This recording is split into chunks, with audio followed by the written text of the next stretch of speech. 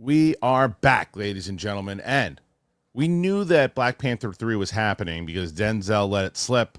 And who's going to get mad at Denzel? Nobody, unless you don't want a job anymore. So we're going to talk about the confirmation, and then an executive said, see you later, right around the same time. So we'll discuss that. Superman, arguably one of the most, if not the most anticipated movie of 2025. They are doing brilliant marketing with that, man. And they got the movie coming out tomorrow. Sorry, the trailer, rather, coming out tomorrow. Well, they did a teaser to that trailer. And sometimes I think that's a stupid thing to do. I don't this time. And we'll discuss that and more. There's so much to discuss today. And I got my good buddy RB3 on the show today. He makes his triumphant return. And we are going to discuss that and more on the Kristian Harloff show today. So buckle in, everybody. Here we go.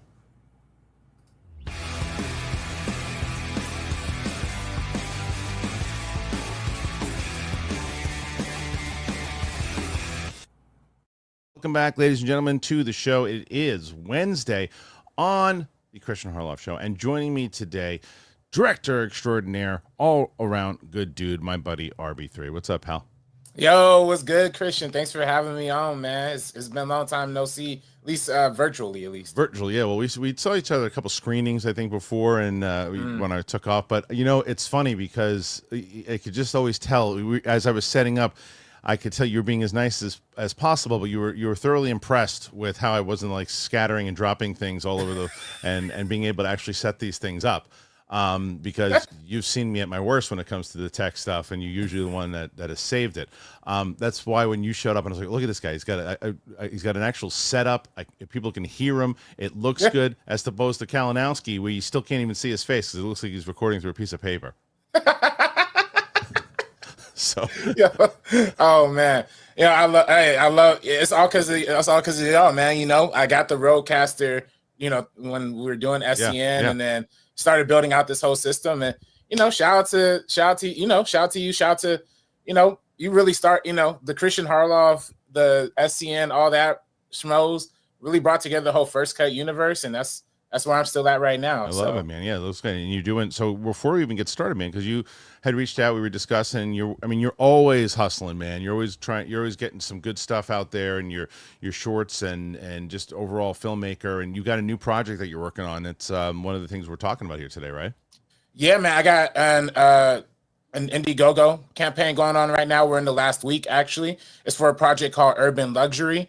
Long story short, you know, after I left FCN, I worked at this like e-commerce company that, you know, focused heavy on selling and marketing to young multicultural, you know, user bases. And the way they would do that is by, hey, let's sell sneakers, let's sell fashion, let's sell trading cards and collectibles, or let's sell trading cards, let's sell comic books and collectibles. They have 6 individual categories that they'll sell to young people to kind of make them, to convince them to buy. Really, because, you know, people think if they buy the right pair of sneakers or the right trading card, they gonna get hit. You know, they're gonna go up in value. You know, same thing with when I bought my shoes from Dagnino back in the day. we talked about that on the show the other day. Yeah, that's real. I mean, I literally thought, hey, I'm gonna hit Tom with the 200 real quick. I'm gonna flip it for 500 down the line. That's your first mistake, trusting that guy. Yeah, I mean, look, man, trusting the guy in the mask is like, what is he doing? But I was young and dumb, but that's how they appeal to young and dumb people too. So it's so I kind of ended up writing this little anthology series based on, you know, each of those categories. One episode is based on a comic book writer who's like dealing with writer's block. That's the first episode, Urban Space Cowboy. The second episode is called PSA 10. This one's one of my personal favorites. It's about a guy, he's immunocompromised, goes into a mall, full masked up, head to toe, you know, covered up, like Contagion style. He's immunocompromised. He's going to this mall during peak COVID-19 to try and get this basketball card, you know? So that's the second episode. The third episode, they're all about different things. The third episode is about a woman. She wears a hoodie that gives her an uncontrollable itch for some reason, and she can't figure out what's going on. They all kind of deal with what I like to call the commodification of the culture, if you know what I'm saying. Sure. And so we put the link in the description. So if people want to help out, they can go in the description, even if it's $5, they can go over there and they can help out and do that today. Please. Yeah, I always tell people $5 is literally does amazing work. You know, even if we don't hit our overall $20,000 goal, which we're a little far off still from, but the first short is for $5,000. So if we hit 5K, we're in a really, really good spot to make our first short film in that anthology series, and then hopefully keep it pushing from there. I'm gonna make both films either way. It's just gonna be, you know, how am I gonna do it through crowdfunding or through, you know, like small business loans or something. Well, but I believe it. If anybody's gonna get it done, it's gonna be RB3. So thank you for helping out there, guys. Appreciate it. And the other side of the contest here that you don't know about what we started. You remember that god awful Schmobot that's now dead and buried. Yeah, that thing's dead. But what we do here now is that because we you know, our show is essentially the same where we'll talk about news, we'll goof around, have some conversations and whatnot. But at the end of the show, that we basically open it up throughout the entire show. We open up for super chats where people want to chime in and give their opinions, ask questions. And we've been doing that since we started going daily. And we put up like basically a little competition for the hosts where we will say like, all right, who can get the most questions per episode? Because I have different hosts on every day. And so for a while, like Winston and Coy and Steph were like kind of the ones that were just crushing and doing pretty well. And Roka would start off really good, but Roka was kind of being nonchalant about it. Roka was getting tired of the text saying that he lost. So he Monday, he came out and he's like, I'm over this. He's like, come on, everybody. He's like, get me to 100. I'm going to get to 100 questions. And 100 is hard to do it. And so he hit 100 questions, right? So he's like, I got this one in the bag. Roxy did 115 yesterday. So took out Roka. So let's see if RB3 can defeat both of them in his rookie debut here. So we start out. We got 4 on the board right now. Let's see how many questions we can get for RB3. Now, before we get to our main topic, RB3, because we had, you know, as I mentioned, there was that confirmation that came in of Black Panther 3. And before when we were prepping this, the new Superman, not trailer, but the teaser to the trailer dropped today. And here is a little summary of that. The Superman trailer, it was teased with about a 30-second clip. And so 24 hours ahead of the first trailer for James Gunn's Superman launching online, Warner Brothers Pictures and DC have unveiled a 30-second clip teasing the arrival of the trailer. The clip finally shows us the first footage from the film with looks at Superman in flight, Lois Lane, Jimmy Olsen, the Daily Planet building, lots of random and crowd shots. The clip uses the same music seen in the motion poster the other day, a melodic and slightly hummed version of John Williams' iconic theme from the original Christopher Reeve film. As expected, there are some elements that are being held back until tomorrow, including a good look at the suit and David Corenswet in the role, and the clip has no sign of any other heroes or villains like Nick Holt's Lex Luthor. The new film will follow Superman as he looks to reconcile his Kryptonian heritage with his human upbringing, guided by human kindness in a world that sees kindness as old-fashioned. Then they list the rest of the cast there. But all right, did you see this little teaser this morning? You did. Oh yeah. What do you think? What are you thinking so far? I loved it, man. I thought it was dope. I thought it looked amazing. I thought the energy was cool. I didn't really love the John Williams music. I feel like this is like the third Superman movie, whatever time we've heard that.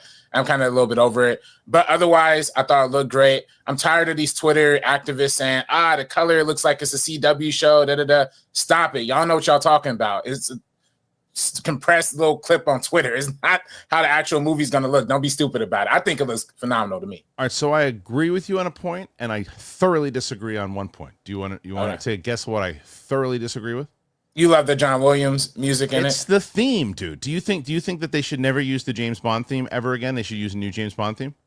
I mean, you know, James Bond is like, that's the James Bond theme for sure. But I feel like we hear some different Batman themes all the time. We have different Spider-Man themes now. You know what I'm saying? Maybe they shouldn't. And the thing is, like, but here's the difference, though. Batman has really had successful iterations outside of it with different, whether it's Hans Zimmer has done it twice, right? Hans Zimmer has replaced Danny Elfman's song, and he replaced John Williams' song, and was able to do it in where they were both effective. Now, the thing with John Williams for me is that, you know, because look, it wasn't the first Superman theme ever. George Reeves didn't have it when he was doing it, but it made it iconic. When you hear my thing is, when you hear that theme, do you think of Superman? I think it's a resounding yes. I think it is, and I think it's still like it's a mistake how they want to use different Star Wars themes and they don't ever use John Williams' theme anymore. I think it's a mistake. I think that it locks you into it, but he didn't just use it. And the difference, I think, it's kind of what John Ottman did in the Bryan Singer version, but they're almost combining. This almost sounds like if Hans Zimmer did John Williams' theme. Yeah, with the humming and all that kind of stuff. With the slow build up for show. Yeah, it's like it's a little bit more. So I am, and you're not alone in that. I talk about this all the time. You said it a lot more eloquently than a lot of these Twitter turds who are out there saying that, well, it can't be original, you can't use a song, blah, blah, we can make a new one. And it's like, there's one way to say, look, I'm over it. I think that they should use something else. I don't agree with that statement. However, you know, I respect it. But the other thing is, I just think that I think it's gonna work. I think they're gonna make it work for this because of the element of hope, you know?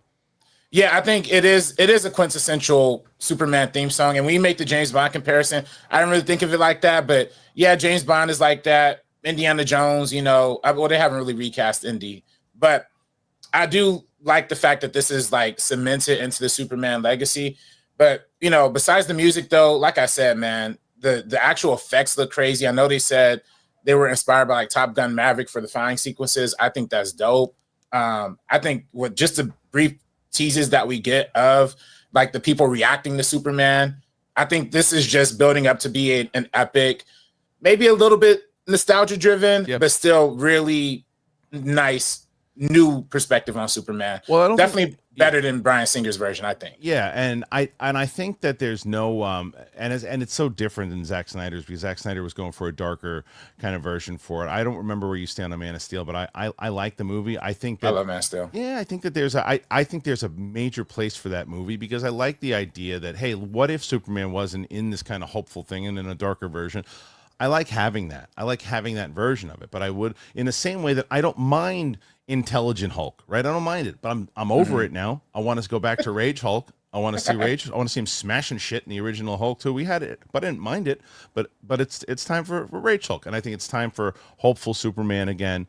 And I think that it's also not a coincidence in where, you know, the documentary came out about Christopher Reeve, a super slash man, and we know that James Gunn is DC Studios is behind that, and how much that movie and the Donner movie meant to Gunn, and it doesn't surprise me that he's paying homage to it. It's like you don't want to see the same movie because I think that was the thing. Bryan Singer almost tried to make the same movie. He tried to. I mean, he made Brandon Routh Christopher Reeve basically. The only thing he didn't do, maybe he should have done, was make Kate Bosworth Margot Kidder because I don't know what the hell movie she was in.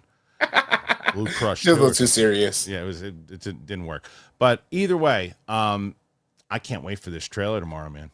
And I think what's different about this James Gunn version as opposed to the Bryan Singer version is, you know, James Gunn's a comic book nerd, and every indication is saying that there's going to be mad references to Mr. Terrific, of course, Lex Luthor, and a bunch of other DC characters and stuff like that. I think really having that integration into DCU is really the most exciting part about this. I think that actually is what makes it stand out more than like Man of Steel or any other Superman iteration, because all of those movies kind of felt like Superman was really the only superhero. Yeah. And, you know, Man of Steel eventually got into the Batman thing, but even the Batman stuff felt a little contrived. Well, I think this is going to establish from the forefront, like, Superman is a superpower being, but there's a lot of superpower beings in this world. Yeah, it's setting up the entire DCU, and it needs to hit big. And I think that the marketing so far has been brilliant. I mean, it's just been brilliant, and the way that they've been doing it. Yeah, go ahead. The poster was fire. Poster was super fire. Poster was great. The you know, the fact normally, because I saw Jeff Snyder tweeting out this and some other people too, is like, why in the world would you put out a teaser for this thing when you're dropping the trailer tomorrow? Why would you do that? Normally, that's me asking that question. I mean, what are you doing? Just wait. I almost didn't. I did a reaction to it today, and I almost didn't because I just want to wait. And I was like, well, wait a minute. I think there's a method to the madness. And it goes back to what you were talking about before. How people were going, oh, it's CW, it's this, it's that. It's like that looked like almost like it was meant for an iPhone. That particular thing that was put out there. Yes. I don't believe that's what the whole trailer is going to look like. I don't. Yes. I think it's, you know, that is because this is a teaser for this thing. It's meant for social media, and there's a method behind it. And so that's why I was like, well, no, I think that this is very smart. James Gunn then posted something again on his Instagram. This guy is turning into the guy in media right now, and Kevin Feige is looking over his back, waiting for his title to go away. And look, and people are like, oh, take it easy. He's been running there for 14 years. I'm talking about in the now, right now. Overall, it's like the same thing. Look, I'm a Yankees fan. I have my friend who's a Met fan who said, well, you know, the move over Yankees. We're the Mets are going to take over now. I was like, take it easy. Win a championship first. So I understand, like, if right away people are like, what are you talking about? Kevin Feige losing his title. I'm talking about in the now, the guy right now. I think Gunn, if Superman hits and Marvel doesn't get their shit together next year, Gunn's going to be the guy for at least 2025. Yeah, I mean, he's gonna look like a super genius for putting his little cartoon at the beginning of right. Creature Commandos. Yeah. You know what I'm saying? Yeah. One more thing though, I know you said bring back Rage Hulk. They gotta bring back Fat Thor, man. Come on, dog. That's what we're missing from the MCU. Bring him back. No, yeah, come on, man. Come on. Let's get some more of that plus size representation, that big boy love. Make it somebody else. Let me get some plus size on a brand new character. Thor. I just watched the first one, dude. He's like, that's the most classic Thor. Like that, we haven't gotten that Thor in a while, and we turned into Thor Saturday Night Live, and that last piss bomb, that thing was a shitbox on wheels. You didn't like Love and Thunder. You didn't like the little kid's floating head in the that movie can eat my ball bag. That's what that movie can do. That movie sucks, and it's so bad. I thought I disliked it when I saw it the first time. I tried to rewatch it, and I'm gonna have to rewatch that movie because we're doing my friend Sam and I are doing a rewatch of the entire MCU. I'm dreading that movie. I'm dreading it. Russell Crowe doing that little stupid dance down the stairs. Oh yeah. So dumb. It's so dumb. Now, my question to you though is, you know, Russell Crowe in this movie, or Russell Crowe? Did you want to see Fat Russell Crowe come back in Gladiator 2? Was he missing from the Gladiator 2 equation? He's dead. I mean, unless you put flashback and stuff too, but like. I don't know where you stand on Gladiator 2. I didn't mind Gladiator 2. I love Gladiator 2. I ate that movie up, man. Yeah, I had to watch it again. It was an epic swords and sandals movie. It wasn't the Oscar movie that the first movie was. It was a big blockbuster movie. I enjoyed it. There's a couple dopey things. Some of the CGI animals were horrendous. You don't like the baboons? That was horrible. I love the baboons, dog. I was like, but when was that made? In 1994? It was so bad. The Jumanji effects in there, you know. Oh, it was like Scorpion King effects. It was so bad, but I enjoyed the movie. Yeah. And then there was one more thing with Superman that yesterday came out about Corenswet. I guess he was the one that wanted to wear the trunks. Because people kept asking about the trunks, and he had a great. Did you hear this story? Nah, I didn't hear that. So his reason of why he wanted to, and like, it made me. When I read the article, I was like, oh my god, they got the guy who really understands Superman. So listen to this story, and then we'll talk about it. So Corenswet settled the Superman trunks debate. One of the biggest debates that come with any Superman film comes down to one simple bit of clothing: the trunks or no trunks. The red undies worn on the outside were a signature element of the character's design in the early days, but mostly has been missing from recent incarnations of the character, such as the versions played by Henry Cavill or Tyler Hoechlin. The latter does wear them in flashbacks to his earlier days. With James Gunn's upcoming Superman, that debate raged as well. The set photos quickly revealed that the star David Corenswet does indeed sport them in his version of the character. Speaking with Comic Book about that, Gunn confirmed that it was David Corenswet who made the argument that led to the trunks being included, something Gunn himself wasn't initially planning on doing. He said, I was on the no trunks team for a long time, and Zack Snyder said that when he was doing it, he tried a billion different trunk versions as we did, and I kept going back to no trunks, no trunks, no trunks. And I'm like, well, let's just grind it out. Let's keep trying trunks and see what happens. And David Corenswet said something to me that really affected me. We were trying on all these different versions, and we screen tested with trunks and no trunks. And one of the things David said is that Superman wants kids not to be afraid of him. He's an alien. He's got these incredible powers. He shoots beams out of his eyes, can blow the truck over. He's this incredibly powerful, could be considered scary individual, and he wants people to like him. He wants to be a symbol of hope and positivity. He said he dresses like a professional wrestler. He dresses in a way that makes people unafraid of him. That shows that really clicked it for me. And I think trying to pretend that Superman's costume doesn't have some frivolity to it at its base, trying to make it look serious, is silly because he's a superhero. He's the first one, brightly colored, and that's who he is. And so that is where we landed. And eventually we all came to a place where we almost all agreed on the trunks. The result is square cut trunks that are bright red, more akin to the Christopher Reeve version than the Brandon Routh maroon minis. Superman is set to hit theaters on July 11th. Okay. I love this comment, and I feel the same way that James Gunn did. Like, wow, this guy really gets it. And it's like, yeah, you would have you. And so I saw someone on Twitter yesterday go, why would anybody be scared of him? He's a superhero. Have you ever seen The Boys? No. You see what Homelander could do to you? Oh yeah, he can zap your head off, no question. Where you get pissed off, it's over, right? It's like so the fact that he that's the kind of mindset that Clark Kent has to say, you know what I got to do? I got to wear like something that the kids see me as like a hero. So I'm going to dress up as like a wrestler, and then I'll be approachable. And that it goes with the look and the brand of the persona that he's putting out there. So I think it's brilliant. I love that Gunn listened. It also shows you how Gunn doesn't just shine on his actors and goes, okay, kid, don't worry about it. He's like, wait a minute, that actually made a lot of sense. And he said it as much. He didn't take the credit for it in the interview. He gave it to David Corenswet. So what do you think of these comments? No, they're great, man. I mean, I giggled when he said the professional wrestler part of it. You know what I'm saying? I know something we both love. That's good though. I mean, it does indicate something very hopeful, something new, something spirited. You know what I'm saying? So yeah, I want to see it. I mean, hopefully they get it right. I do like David Corenswet as an actor. So yeah, and I love the fact because I had an opportunity to speak to Frank Grillo about 2 weeks ago, and he came on the show and we talked about Corenswet, and he just said, I didn't realize that Corenswet was a Juilliard guy, and so was Christopher Reeve, so, and that doesn't necessarily mean anything except like just maybe, he's a really smart dude, and he's going to be the way that he's looking at the approach to it is like a really serious actor, which I love. And I think that Superman needs that, and not that Henry Cavill clearly is, and so is and Brandon Routh is a good actor too, but there's something about that school, that really brings out but Robin Williams, other people too. So it's I'm excited to see what this guy's going to do, and I think that they really cast right thus far because he's already famous for being Superman, and the movie hasn't come out yet. Yeah, and that's crazy too because just so you mentioned, he's a Juilliard guy, same way as Christopher Reeve, and them also using the John Williams theme song. I also think them putting out the Christopher Reeve's documentary just recently, it's all indicating like they're all looking back at this era, at this specific brand of Superman and how that was successful, and really trying to bring that into a new generation, into the new forefront. So it's deep, man. I like it. I like the colors of it. I like, like he's saying, like the actual colorfulness of the costume.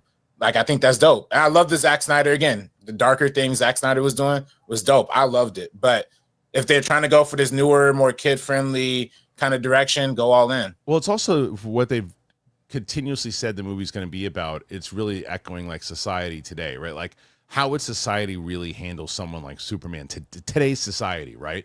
Like, would they be tweeting about him and say, "Look at this jerk off with the freaking wrestling pants on, and he's flying around the sky. Shoot this guy." It's like the kind of world that we live in today. Like, how would they accept Superman? You know what I mean? And it's like the fact that the whole point of Superman. I remember talking to Winston about it. He's like, Superman's never my favorite. He's just too kind of a goody two shoes Boy Scout guy. And I'm like, that's such a great way to take this story, because in a lot of the other iterations, it's always been like, yeah, it's Superman. He's our hero. He's our guy. Let's this time not as much, And it's like, I'm curious how they're going to do that. Yeah, and I think Gunn is really good at, especially with the Guardians and even with his version of the Suicide Squad, really good at making, kind of what seems like very surface level characters, like a talking raccoon or a tree that only says, "I am Groot," taking very surface level concepts and making them very emotional, very sincere, and also very, speaks on something very deeper to the overall message. The fact that the Rocket seem, you know, we watch Rocket in the first Guardians, he just seems like a silly, funny, like cut him up character. But then by the time you get to Guardians 3, it's like, oh shoot, it came full circle. So I'm really looking forward to seeing what this Superman, hopefully not just movie but trilogy, establishes about David Corenswet's interpretation. Yeah, I feel the same. I want to, you know, it's one of those things where, and this is the beauty of him running stuff, that if it justifies a sequel, he's going to greenlight it himself. You know what I mean? Like that's the beauty. He's going to, I mean, he's going to say, you know, unless if the movie, the only way he takes it to, I call him Zoloft over at Warner Brothers. And he takes over there. And the only way that guy says, no, we can't put any more money in that, is if this one bombs. If it makes money, he's like, what do you want to do? I want to make another one. All right, make another one. That's basically, that's the way the meetings are going to go. And yeah. Go ahead. I don't think this one's going to bomb. I really do think like I think people have been yearning for a new Superman movie for years. I think the fact that, you know, we never really got a proper Man of Steel 2. They just kind of jumped right into the big world building DC thing. I think people do want just a pure Superman movie. I think we see that through the popularity of Superman and Lois on CW. We see that through My Adventures as Superman, you know, the cartoon. Yeah. So it's like people are yearning for Superman stories. It's just we want it on a big platform and we want it done right. I mean, look, even that little teaser, you only see him fly twice, but both times I was like, oh my God. And then James Gunn said that, I don't know if you saw this yesterday, he said that he took a lot of the inspiration from Superman flying in the battle scenes in the air from Top Gun Maverick. Oh yeah, I think I said that like 10 minutes ago. Did you? Yeah. I'm sorry. I missed when you said that. I'm sorry. But yes, 100%. That was where the hell was I when you said that? Sitting right here. I've been listening to everything you said. I didn't. Hey, look, it's all good. Look, man. I'm guilty. I'm guilty of tuning out sometimes, but not. I thought I was locked in. I guess not. Hey, look, man, you locked into, you know, doing all this shit. Look at this. Yeah, I was gonna say you're doing technical. You're doing like 3 different jobs at once, switching. Yeah, saying I got that going on and everything too. Oh, you still got the fart noises? Yeah, on this one. This is the old one. This is the old one. I'm we got a brand. We had on, dude, because my other one shit out on me, and I had and one of the fans who was beyond generous. We had the Roadcaster on the Amazon wish list. Got it, and I'm got the new one, and so I have to with Brett. Oh, because you've never met Big Balls, have you? Nah, I don't know if I'm at Big Balls. You would be. Oh my God, I wish I had that on here today. Do you even know who he is? Nah, I don't think I know. I'm not familiar with the legacy of Big Balls. Big Balls is an animated foul-mouthed chipmunk with big fat balls. Oh, and he is Steph loves him. Roxy hates him. He showed up and put his balls on Roka's head, and Roka was going like this, trying to get away from him. It was hilarious. And then I think I saw that on Twitter. Yeah. So he we thought that he passed away once the Roadcaster went out, but we feel like he's going to make a triumphant return soon. Oh man, I'm so bummed you didn't get to meet him. I gotta meet. And it's funny too. I still have some of our old SCN sound bites on my thing. Oh, do you? What do you got? Yeah, let me see. And bottom line, you're a loser. That's a good one. It's a Gucci classic. That's a good one. Oh, yeah, that's a good one. Which one was man? I mean that was bottom. Oh, I was like coming up next. I have like some of our old theme songs. Honestly, that's what play some show. Let's go nostalgic. Yeah. Let's see here. Oh my gosh, why is it not showing right now? All right, here we go. I'm just a bitch ass. Oh no, wrong one. Sorry about that. That was. No, that was me. Okay. This one coming up next, actually. Oh my God. It's a different. Was that the one with? That was Jen and Brad Gilmore. Brad Gilmore, yeah. That was a good one, man. That was good. Yeah. Slick. Like and this is from the old, the old Schmodown music right here. Oh wow, you got all that stuff there too. Yeah. That is the old school. Minter. Oh yeah. So you got some good ones. That's some good ones. Yeah, I got some old shit in here too. But anyway, look, we're gonna move into our main topic in just a second. Before I do that, I got to tell you guys, as I always do, about 2 of our wonderful sponsors here. Let's start with that one. That's right, everybody. JOYMODE. I have been telling you guys about JOYMODE. It is the pre-workout for sex. It's the best. It is the best. You say goodbye to those weak erections with JOYMODE Sexual Performance Booster. It's an all-natural supplement designed to enhance the blood flow. JOYMODE is not just about better sex. Daily use, if you didn't know this, supports healthier blood vessels, boosts heart health, and it enhances your athletic performance. Expertly formulated and it's backed by science, it is proven to improve erectile function by 50%, just 60 days. You mix a pack with water and you feel the effects within 45 minutes. It is the stuff. I can tell you that right now. Take control with JOYMODE. Get a boost anytime, anywhere, never miss a beat. JOYMODE, it features just 4 simple, proven ingredients. And unlike prescription options that involve doctor visits and managing refills, JOYMODE provides a straightforward, effective solution. Embrace a natural way to boost your performance without the complications and side effects to traditional medicines. You talk about a holiday gift. It's this one. I love JOYMODE. Now I got a young buck like RB3 on here. He's like, I don't need that. I'm in the prime of my youth. It has nothing to do with it. It's again, right before you work out, what do? You take a little energy booster. Well, guess what? Same thing with this. And you'll be like a even more of a stallion. It's the best. If you're looking to take your game to the next level, you visit tryjoymode.com. You use that code BIGTHING and you get checkout for 20% off. That's right. tryjoymode.com. Use that code BIGTHING for your first order. And I have to also tell you guys about BetterHelp. This episode is brought to you by BetterHelp. Yesterday, Roxy was on. We were talking about BetterHelp, and we were talking about how it has comforted her throughout the last 2 years since she's been talking to them. And I asked you guys how you stay cozy during the winter months. Some people, it's cozying up towards a fire. Some people, it's a blanket, mug of hot chocolate, watching a movie with the family. Well, there's another way to stay comfortable, and that is therapy. That's right. It's a great way to bring yourself more comfort, and it never goes away, even with the season changes. Talking to somebody is absolutely crucial, because if you're starting therapy, you got to give BetterHelp a try. For those you don't know, it's entirely online. It's designed to be convenient. It's designed to be flexible, and it is suited to your schedule.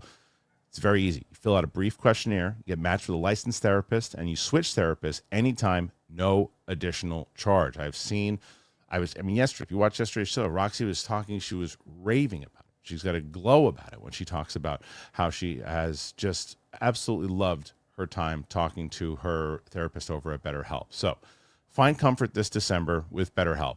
BetterHelp.com/bigthing today. You get 10% off your first month. That is BetterHelp, HELP.com/bigthing. All right, RB3, let's get into this story here, man, because I remember, well, it's funny. I go back in time, actually. It was funny because so Luke from Galaxy Geeks is one of my producers on the show, and he sends me ideas for topics in the morning, right? So he sent me a few, and he sent me the idea for Black Panther 3, and I said, that to me is pretty great, because I remember when you and I saw the first one together. Yeah. And we went to the premiere. And wait, it was like, man, it was like every brother in Hollywood was there. So, okay, it's true. It's so true. And it's like, but I remember, and I tell you this, like, too, it was so, I mean, the movie's great, but you could just tell I felt like I was sitting next to like a 10-year-old version of you when you were there, because it was like, you were waiting for that moment for so long, and you could see it. You didn't even have to say that to me.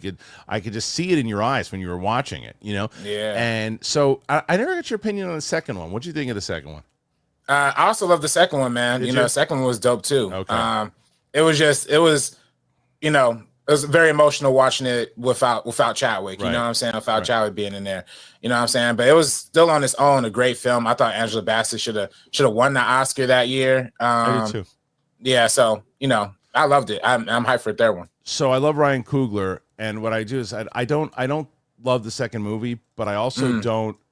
I also give so much slack to the entire team because of what you just said, right? It's like they had a whole movie with Chadwick in the movie, and they had to change it when he passed away, and they had to do it fast. So for what they did in the time that they did it, And I agree that I think Angela Bassett should have won. She didn't win because it was a comic book movie. That's the only way that you can define that. Jamie Lee Curtis was great, but she didn't deserve to beat Angela Bassett that year. But with enough time, if there was more time to it, I think that movie would have been super solid. That's why I'm excited about the third one. They're taking their time with it, right? So the slip comes when Denzel Washington says, "Oh yeah, I'm in the next Black Panther 3." And I was, "Wait, they're doing another Black Panther 3? That's Black Panther? That's true?" And he's like, "Yeah, I'm doing the movie with him." And he's like, "Oops, I'm sorry. Who's yelling at Denzel?" Yeah. Who's saying Denzel? You can't say that.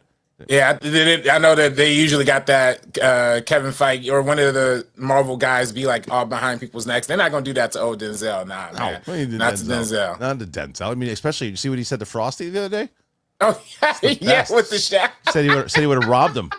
So people don't know. People don't know that Frosty asked Denzel what his favorite Stanley Kubrick movie was, and Denzel goes, "I'm not a movie buff," and he's like, "What?" He's like, "What? The movie from like something from the '70s?" Is that what they're talking about? He's like, "In the '70s, outside the movie, if you were out there, I would have robbed you."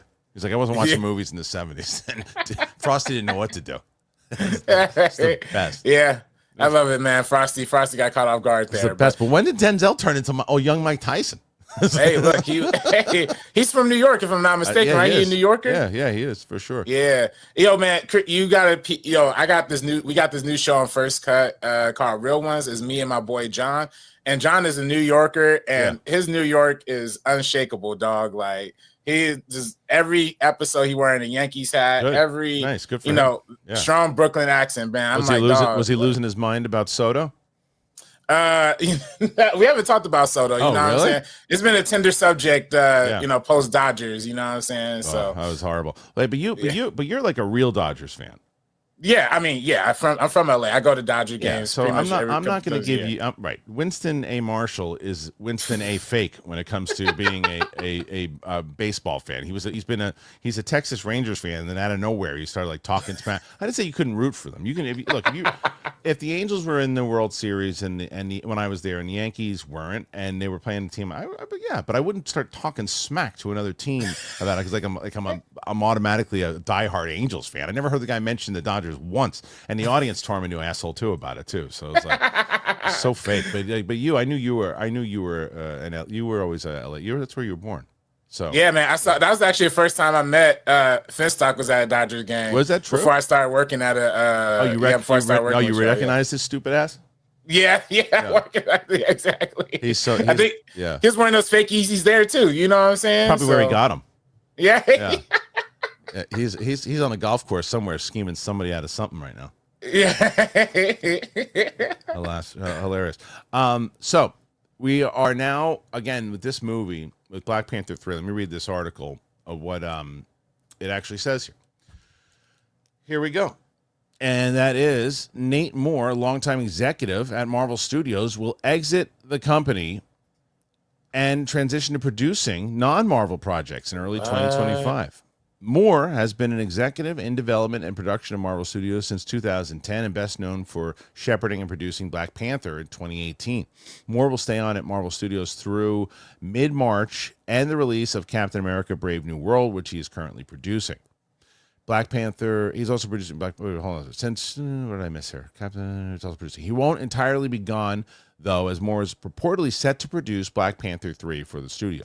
Marvel Studios' Kevin Feige and Louis D'Esposito confirmed the third Panther film in a joint statement about Moore's exit. Nate added his own statement thanking his colleagues. Hold on, sorry, I skipped right over that. Nate is a fantastic executive and colleague, as well as a wonderful friend to all of us here at Marvel Studios. He has been a core member of our team since 2010, and his influence will continue to reverberate in our storytelling. Although we'll miss him a great deal, we look forward to watching what he does next, while also having the good fortune of working with him in a new way on our next Black Panther movie.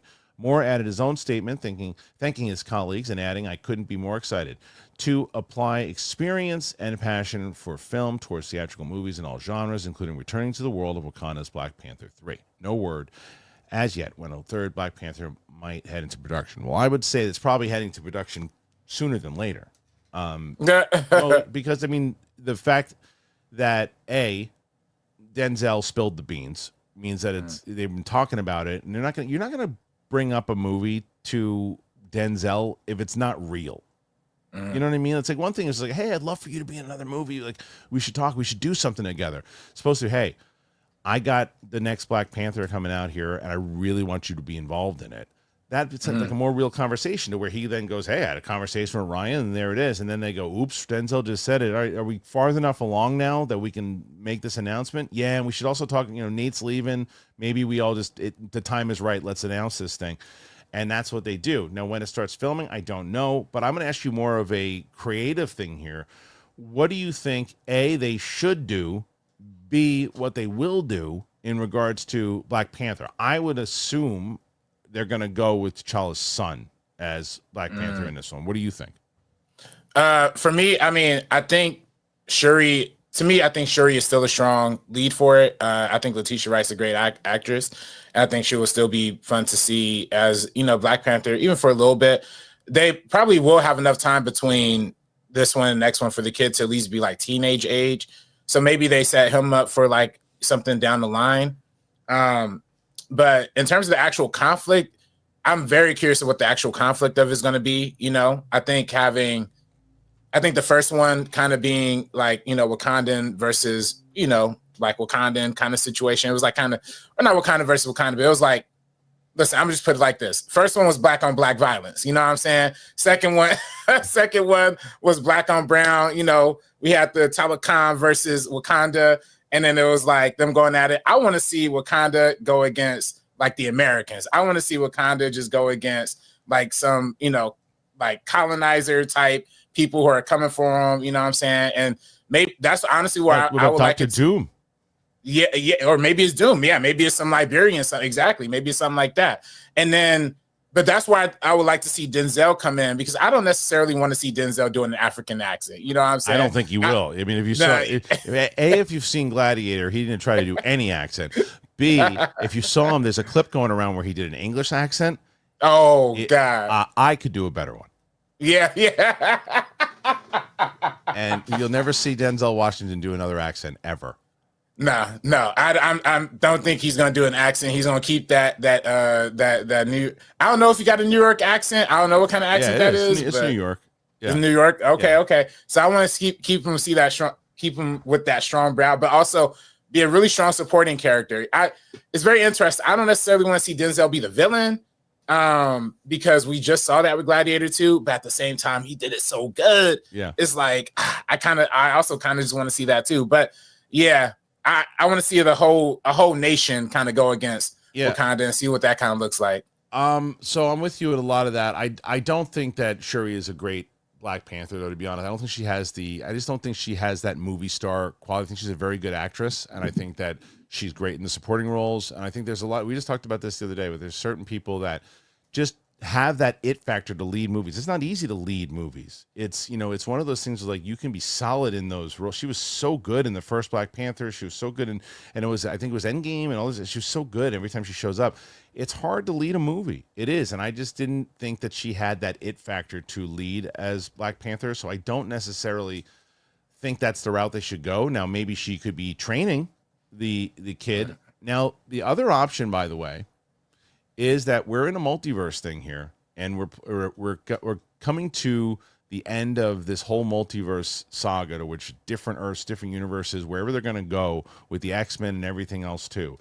If Black Panther takes place after that, is there a world where they recast T'Challa and make it a new T'Challa? That's interesting. I think they've been playing with that idea, and like what if and stuff like that. I'd honestly be interested in maybe seeing like a younger version of T'Challa's father, maybe come in from a different multiverse, because we got introduced to younger versions of a lot of these characters in the first Black Panther, right? Like when they were showing those flashbacks. I'd be curious to see maybe one of them comes back as a T'Challa, kind of as maybe a multiverse T'Challa or multiverse version of his father coming back and taking the reins. I also know they're doing that 1942 video game, Marvel is, so with the Steve Rogers and the Black Panther. Oh wow. So it's like I kind of feel like maybe that's also some indication, and maybe they could lean into that kind of multiverse kind of situation too.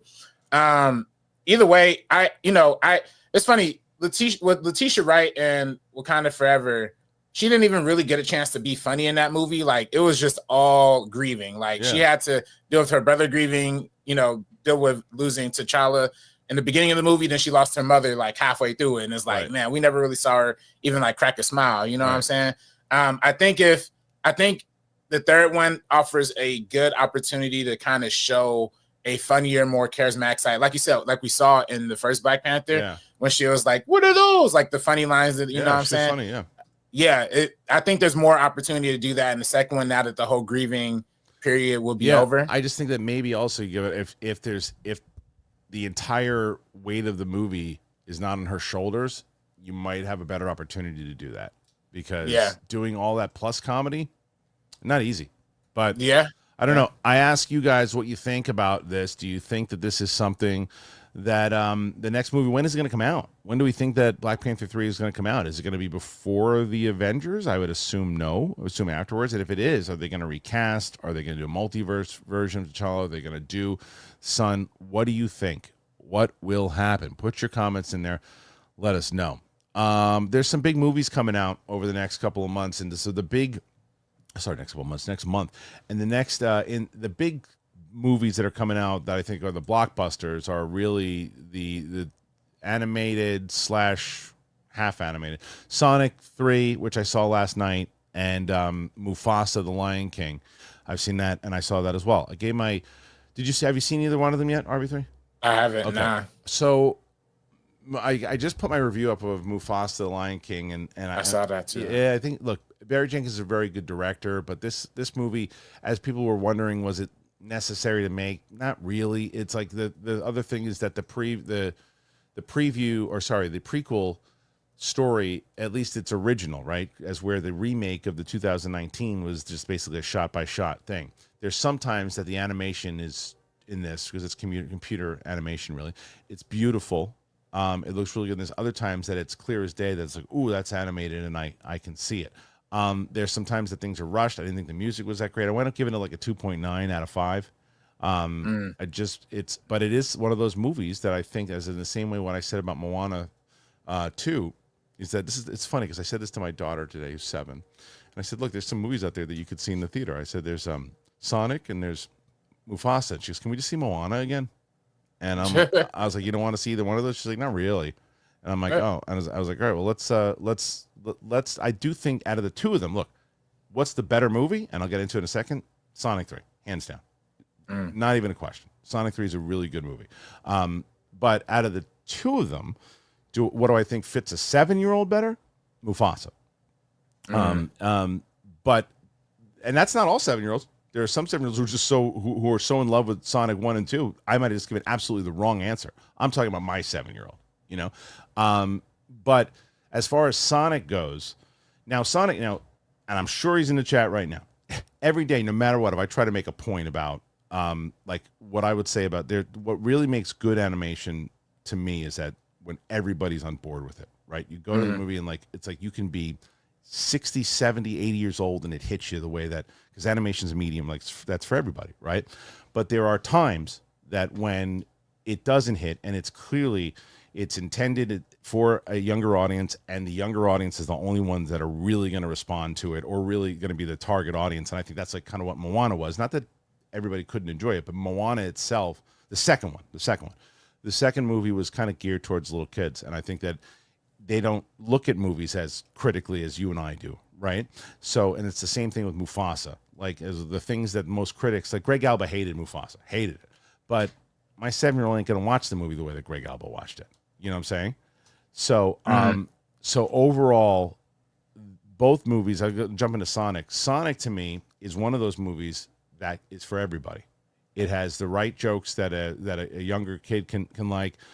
I was sitting there laughing, and I didn't feel like it dumbed it down, just to appease little kids. I thought it was like, no, I could watch this by myself. It's a funny movie. Jim Carrey does a great job doing kind of dual nutty professor roles inside of it. It continues in that tone.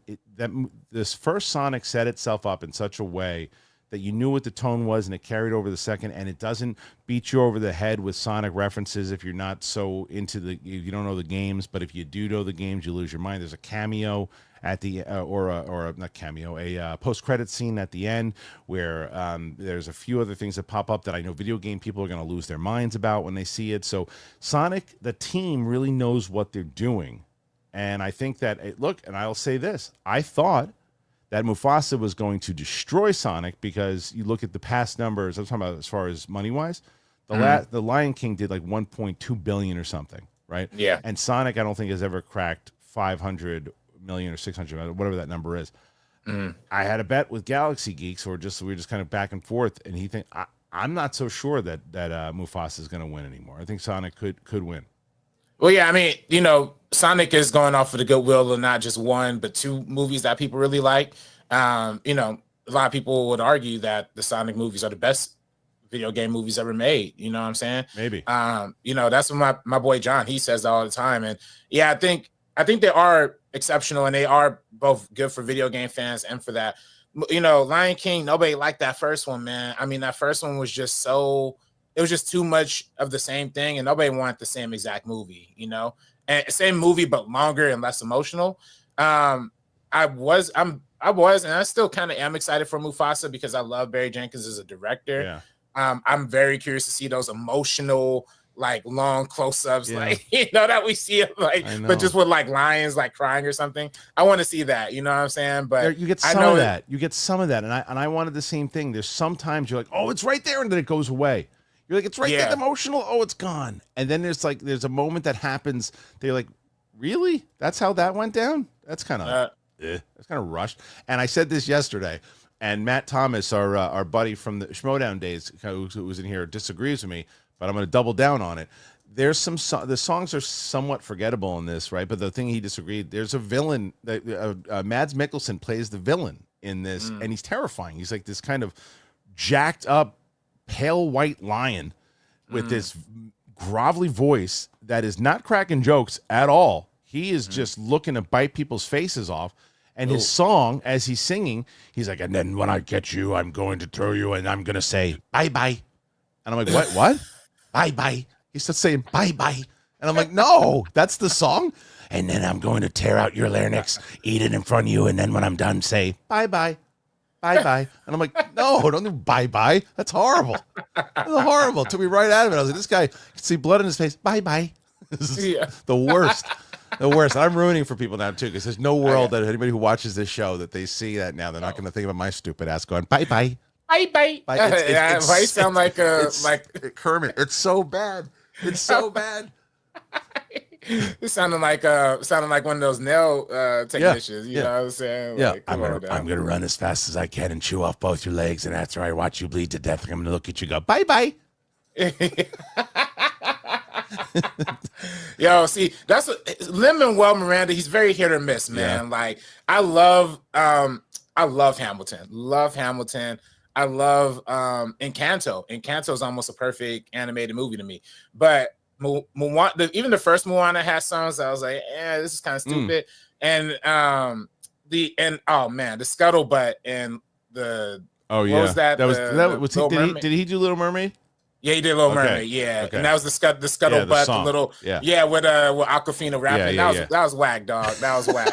that was too. Well, Joe Budden's two-pack ass. That's a two-pack ass right there, like trash. He does other.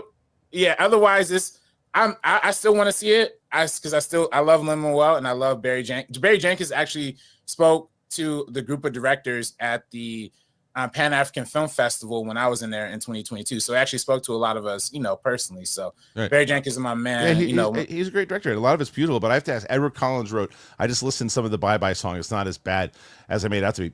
My question to you is this. Have you seen the movie? Because if you just listen to the song and you hear someone singing, you're like, well, I don't know the context of that. The previous scenes are this vicious lion, this just really menacing lion, like just causing havoc. And then when he shows up, his first song is Bye Bye. It's the worst. I can't even imagine Mads Nicholson singing. No, I can't believe. He's like, you want me to say this? Yeah. It's bad. It's bad. Yo, but I do love Aaron Pierre or Aaron Pierce. Yeah, Aaron Pierre. And, Pierre. I know it's funny that you say Aaron Pierce. I said that when I wasn't as familiar with them in the beginning. I called him Aaron Pierce, but it is Pierre. Yeah. Aaron Pierre. I love Aaron Pierre, and I love Calvin Harrison Jr. They're both in the show MLK and X, which was like Calvin Harrison Jr. played Martin Luther King, and Aaron Pierre played Malcolm X. Wow, so they're playing opposite of each other in that, and they're doing that again. That's so I love that. And in the opposite roles, kind of like too in this one. And well, I mean, we need to look at the origin of Scar and that the one thing, the positive I will say with that movie too is that when I saw the trailer, and I still don't love the fact that they didn't make them blood related. I don't love that, but in the way that they explained it, I initially go, wait a minute, I don't know how they're going to do that. And the way that they did it, I said, okay, there's something like, I don't think it's warranted.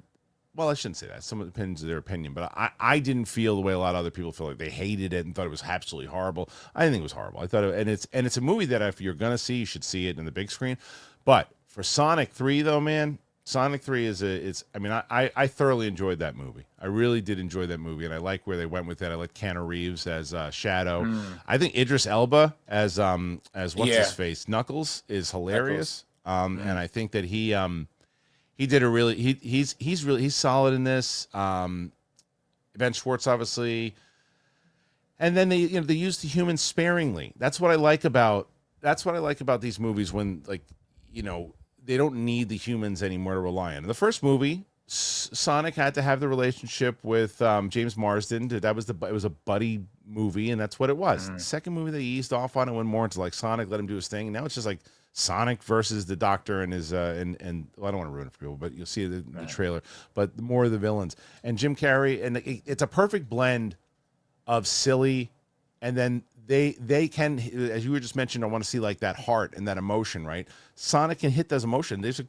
I think there's a much better message in Sonic, and maybe it's just because I've dealt with my fair share of grief over the last like 5 years, and it's like within 7 years. Within that, it was like letting anger build up and letting those things get to you, and what the choices you can make if you without a clear head, and it was solid. So I would highly recommend Sonic to people, I think, especially if you like the first two.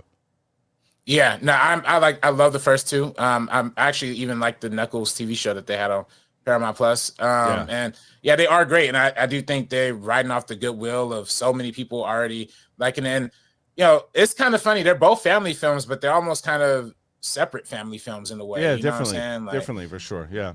And yeah, and then plus, they the little girls got mad options with both Wicked and with Moana too, like you said too. So it's all over there. There's a lot of options for kids right now, also, like that are out there, like, because there's not a lot of options throughout the year. That, like I told you, like I could say to my little one, I can't say to my little one a lot, let's go to the movies today. I could take her to 3 or 4 things right now, and it'd be in the theater, and it'd be interesting to see for sure. As someone asked me, someone had said that, I wonder what Kristen Ritter is doing this. I like Kristen Ritter a lot from Breaking Bad and everything else that she's been in.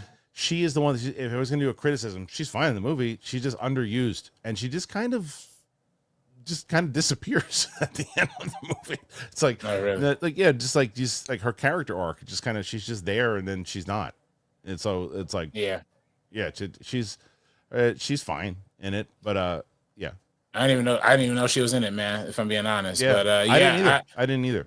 Yeah. I do want to see Jim Carrey doing the two roles thing, like you said, on some Eddie Murphy, like some Tyler. Shout out to Tyler Perry. Tyler Perry donated to the Indiegogo yesterday. Oh, did he really? But he chipped in $10. He put in $10? Yeah, motherfucker could have paid for the whole thing. Yeah, he could have put in a little more. I don't know why he only put in $10. How do you know it was definitely him? I don't know. I mean, that couldn't have been him. It's probably so. No way. The email was like tylerperry1@gmail.com. So I don't know. That was probably Finstock. It was probably Finstock again. No way. $10. Hey, I'm still rolling with it. Tyler Perry donated. If Tyler Perry can donate, you can too, y'all. That's a good way to do it. Yeah, but except you got to relook at it. It actually says Taylor Perry. Taylor Perry put in $10. Makes a lot more sense. If Tyler Perry put in $10, I'm writing a letter.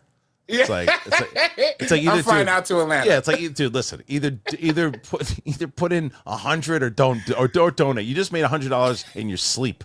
He just closed his eyes for a second and made $1 million. He didn't even know why. He woke up in his bank account. He had hit 1.3 because one of his movies just went on TBS or something. He just made it. I've never seen a movie make 6 movies in a TV show in 1 year before. This man had 3 movies that came out this year. $10. Like, yeah. Like, what? Yeah, if you're gonna donate. She's like, oh shoot. He's like, I meant to put in 100,000. Sorry about that. Yeah, just missing a couple digits. That's it. Yeah, that's that guy it. sneezes $10. $10. There's no way. Taylor. Yeah, I'm gonna have to investigate the fence stock situation of it all. I think so. Maybe I think some fishy kind of going on. Yeah, like his profile picture with a pair of Yeezys. Yeah. Hey, look. Yeah. You never know what you're gonna get for it, and look, we did White Elephant the other day too with some homies. Yeah. I got this nice little sign. I might add this to the cool. campaign.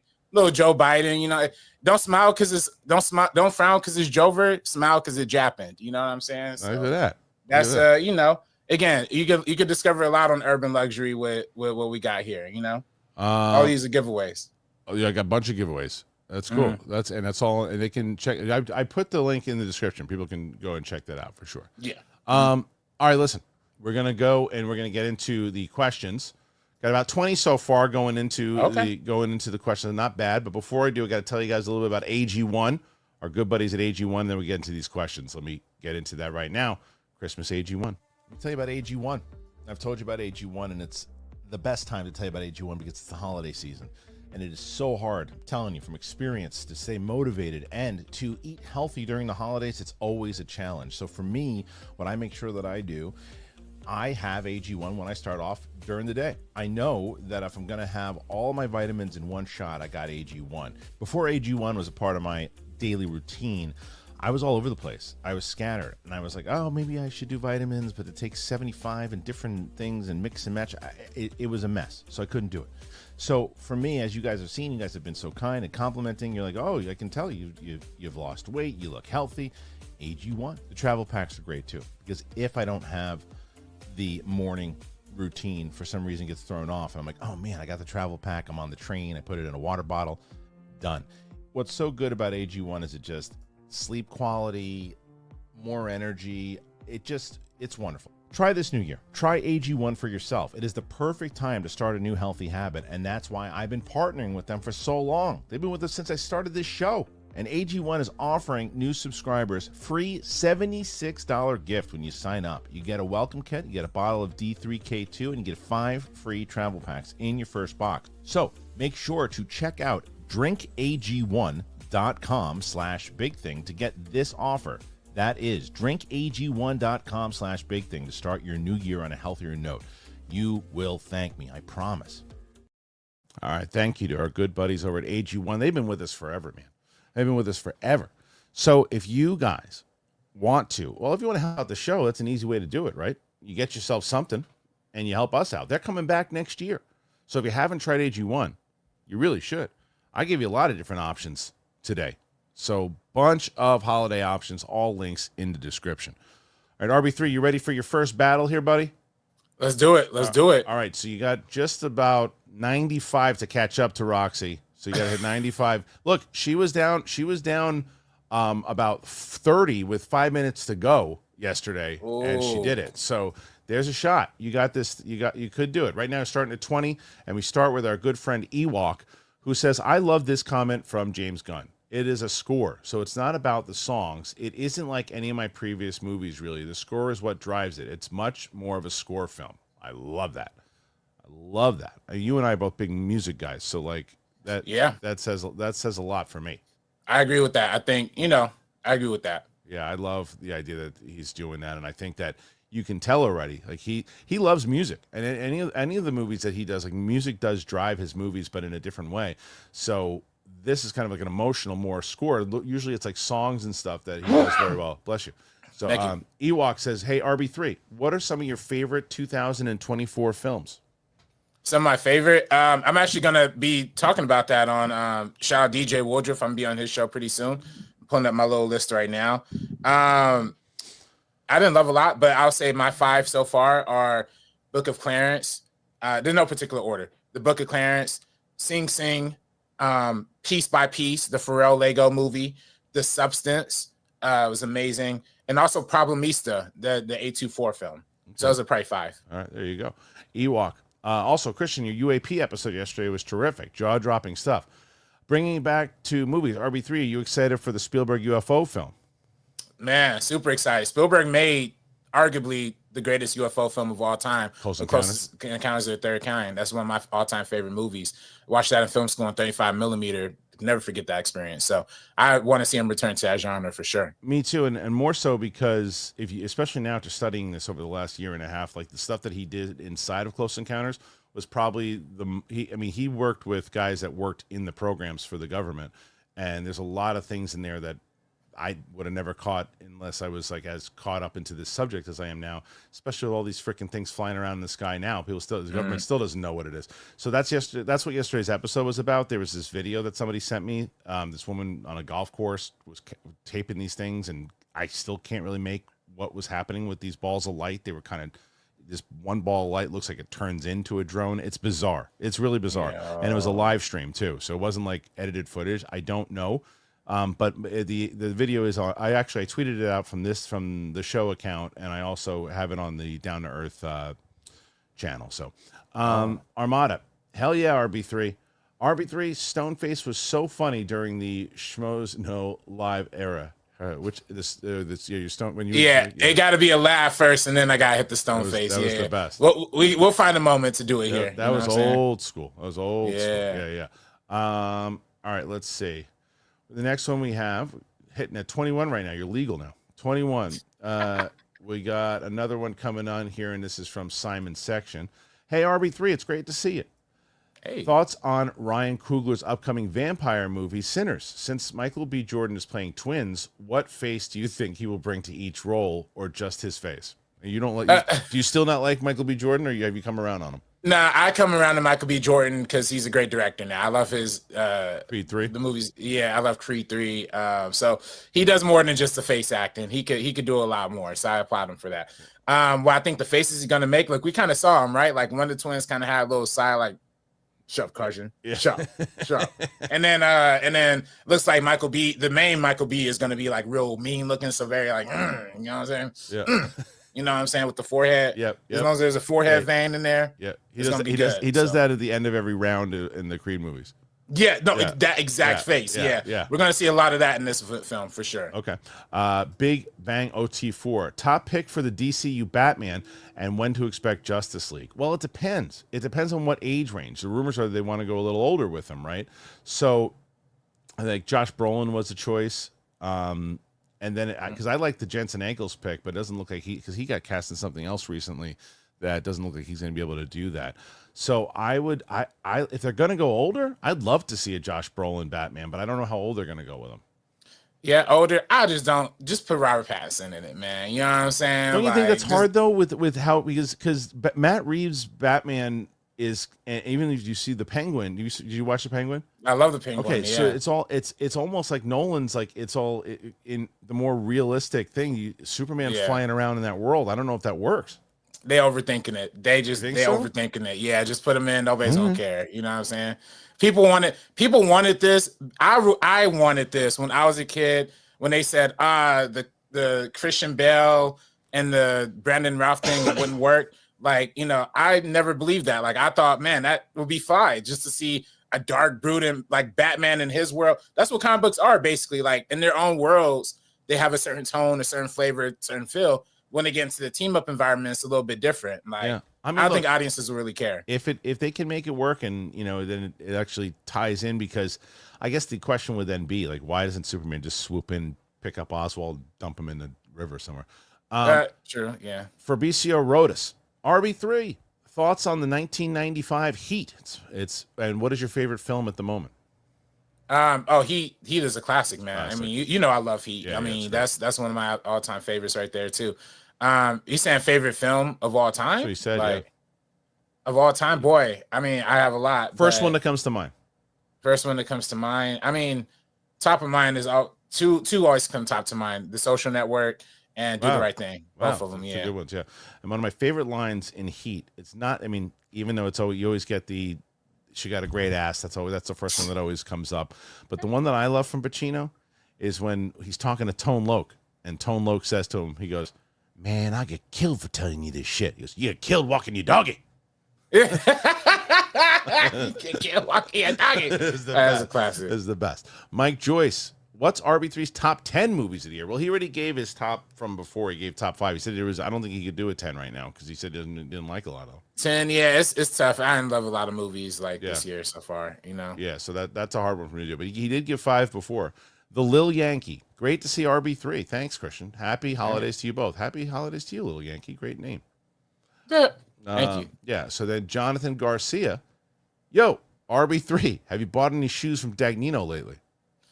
Thankfully not. No more shoes from Dag. Trying to save up this money to raise to actually make something out of it. You know what I'm saying? Yeah, that was the absolute. When did that break? Did that break on SEN? Yeah, we talked about it. Well, yeah, because we did it. He brought the shoes on the Schmoes No Show back in the day. And he brought I forgot what model he brought, some fine, you know. Yeah, and you right. So he just ripped you off basically on the show. Yeah. He made it, he presented it all nice. He put the nice box on. He brought a nice lady with him. I'm like, oh, he for real. Oh, this guy's legit. Yo. Come on, though. You knew from watching him as a fan that you can't trust that guy across the street. I mean, holy moly.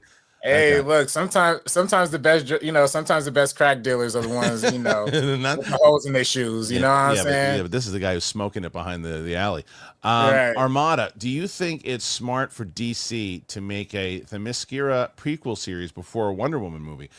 Hard to say, because there's an argument there where, no, wait a minute, you know, they set it up so well. They set up this world so well, and they did it without her or limited with her that I'm so curious about that world. Now I want to see her inside of this world, you know, because in the same way that, look, nobody really thought like, oh, the Penguin series, you're just going to give the Penguin his own show? Yeah, Colin Farrell was great, but a Penguin series? And it was like the next answer to Sopranos meets Breaking Bad. So, you know, let's see the team they put together before we say how smart of it is or not. And Themyscira has the opportunity to be like a new, like, Wakanda, you know what I'm saying? Like a new spot that's like very just different than the rest of the world. And I feel like establishing that world first without like an overarching, you know, that could be dope. I don't want to see Gal Gadot. I don't want to see Gal Gadot. But she won't be back. She won't be back. I think they pretty much cleared the way of that now. I think they know that they have to move forward with everything. I think Momoa will be back, but I don't think he's coming back as Aquaman. I think he's coming back. So? No, I think he's coming back with Lobo.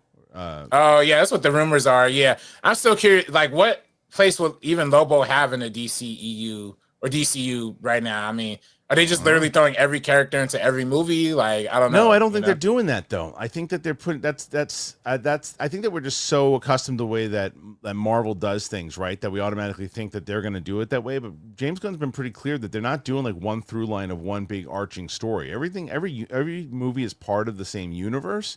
But they're not. It's not like this leading to this big event like Avengers and Endgame type thing. So like Lobo could fall into a $40 million movie and then pop up into another one down the line. Who knows? So yeah, let's just see how it goes. Dane Smith, just showing some support for a great channel. Thank you, man. Roman Fedorak, hey Kristian, RB3, it's awesome to see you. Remember the Black Panther review? Great times. You know, the marketing is great when a non-Soups fan like myself puts this release at #1 for next year. Yeah, that's really what it is, right? It's like, but that's the magic trick. The magic trick is the first thing you need, and I talked about this the other day. This is with all big IPs. You got to get the core audience excited first, and then it spreads like a virus. It spreads because people then start to get more pumped about it, and like even if you're not a big Superman fan, you start hearing more about it, and they're like, all right, I'll check out a trailer. And a good trailer is a good trailer. It should affect anybody. I don't know. How do you feel about that?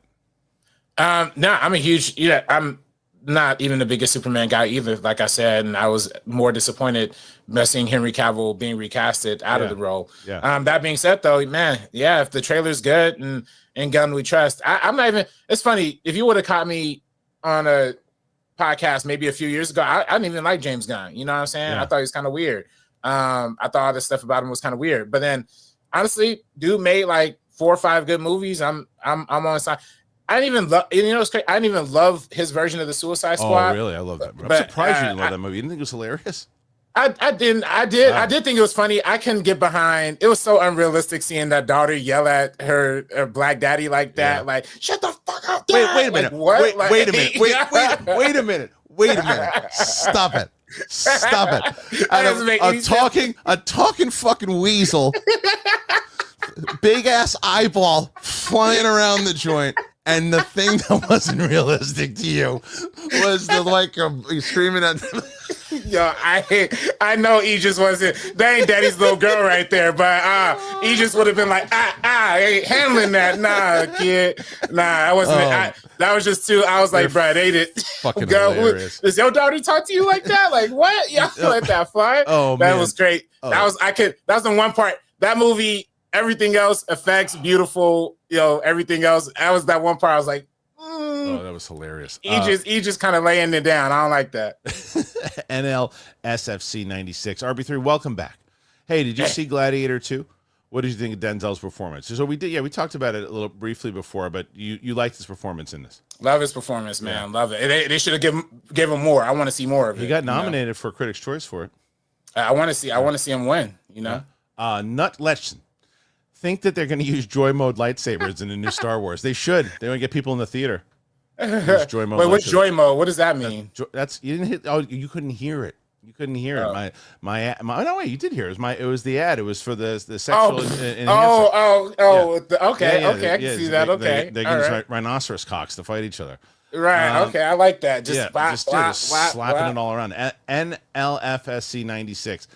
Theory out there that the music in the Superman teaser is a lullaby that Mama Soup sung to baby Kal-El before he got sent to Earth. That's kind of cool. Yeah, that'd be nice. Again, like you said, Gunn integrates that music into everything. So I like that. I mean, that would be cool. If that was really taking that John Williams theme. I'll tell you what James Gunn might be able to do though with this is essentially what I just said to you in the beginning of this. If he continues on to use this theme, that if he makes 3 Superman movies with this theme and then somebody again makes it again in 20 years from now, hopefully they use this theme also to where it does then become the James Bond like theme. You know what I mean? Like it's just now because there's been different themes for different things, but we'll see. All right. Simon Section. So Christian says he can do a British accent better than Denzel Washington. Can I please hear you in your best British accent? See, I need my men, my boat, a cup of tea, and a slice of cake. I know it's better than Roxy's Yoda. Now, I didn't say it was great. I just said it was better than Denzel's. If you watch that Denzel clip, it's bad. Crazy. It's bad. It's real bad. It's real bad. All right, 26. And now, Joe for show. Love that name. Taking my nephew tomorrow to Sonic. Excited for it. Yeah, I assume he'll love it. It's a really fun movie. Armada. Do you think James Gunn will direct Clayface? No. I know that what's his face is Mike Flanagan's writing it. Yeah, they're probably. They said the budget's like $40 million. That's like James Gunn's paycheck alone. Right. So I love that they're doing $40 million for it. Is that what they announced for it? That's what the rumor is. Like a $40 million horror movie. Dude, yeah. I love what they're doing right now. I love what DC is doing. You can do a $200 million Superman movie, and then you don't have to make every one of your movies $200 million. Then you look, we're gonna put $40 million into a Clayface movie. Super smart. I've been screaming for people to do this. It's like do an A24 version of a superhero movie and do it for $40 million. You know what I mean? Hell yeah. So smart. So glad that they're doing that. Like supposed to like Marvel, just everything. How much does it cost to do that? $180 million. It's 15 minutes long.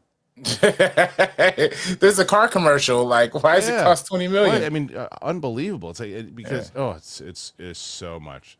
All right, let's see what else. Who's someone? All right, let's see. Next question, and this is coming in from our buddy Over, and I'll get to it soon. I promise. There it is. Gopal, love Gopal. This is a fun schmoes throwback. Oh yeah, classic, old school. When did you join? 2018? 2016. 2016. Okay, that makes sense. Yeah, 2016. Okay. I interviewed with y'all the day Prince died. Wait, oh, did you really? Yeah, the day Prince died. It was the day I interviewed with y'all. Yeah. Wow, that's crazy to think. Like, I wouldn't if you told me that you weren't on the show for a year at that point, I would have been. They'll blends together. You know what I mean? It's like Yeah, crazy, because Prince died at April 21st, 2016. Yeah, that's right. So when I you started joined the show. while we were at Collider.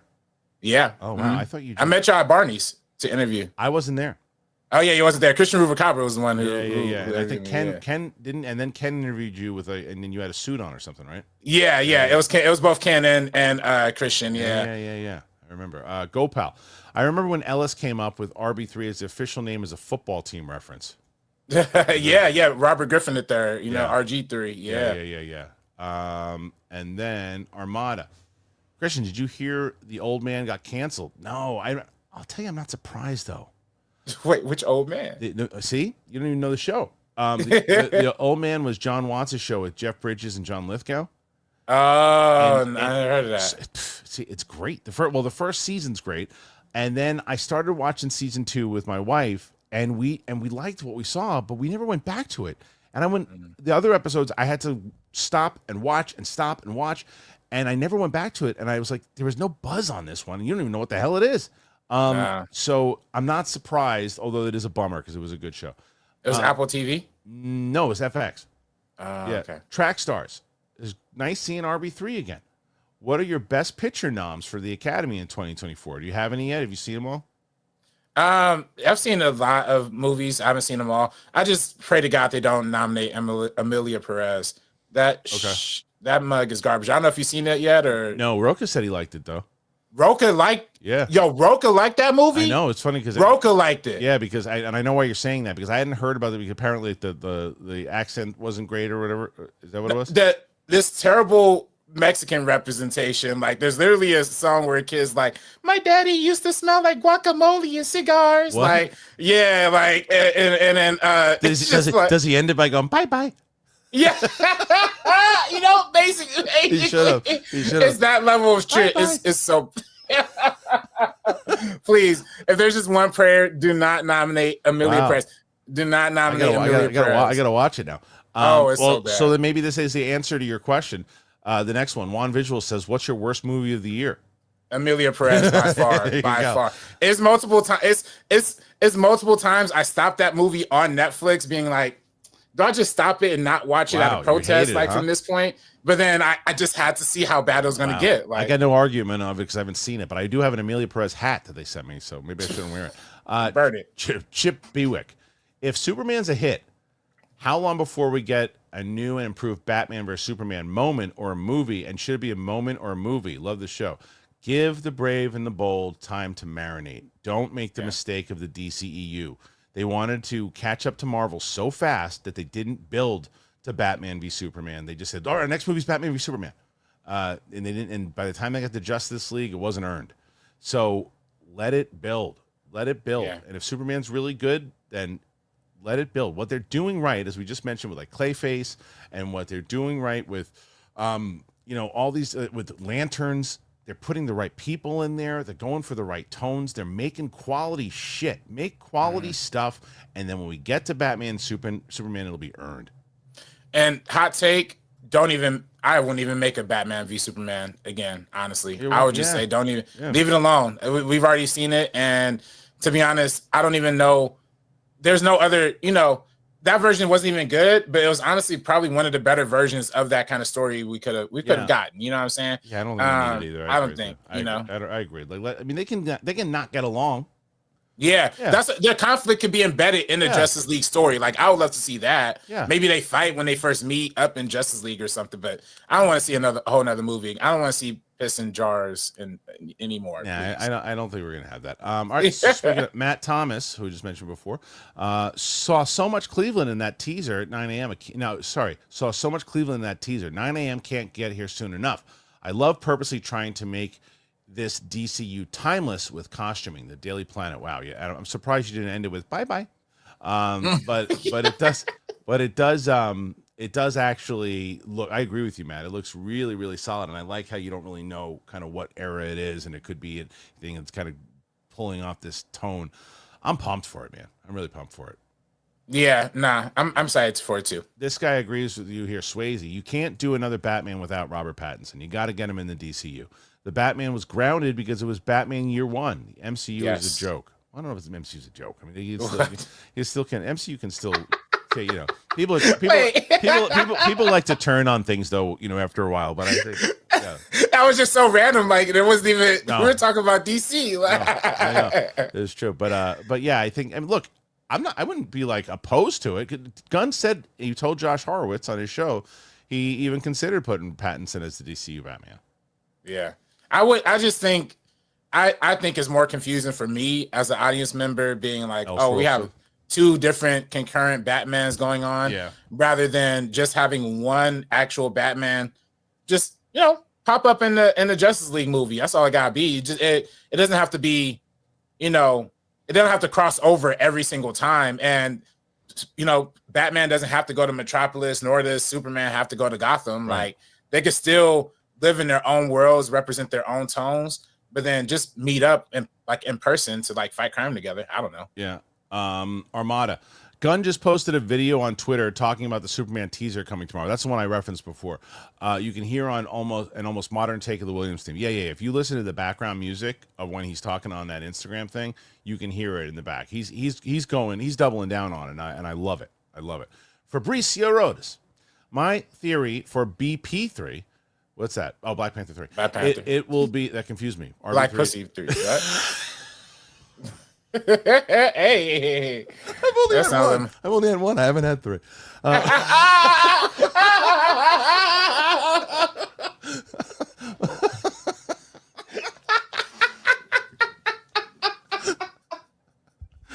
All right, maybe 2. All right, my theory for Black Panther 3, it may be the future Trunk storyline, but with T'Challa Jr. I think Denzel playing the villain or spiritual king T'Challa. I don't know how we come back from that one on the 3. I don't know. That's a good theory.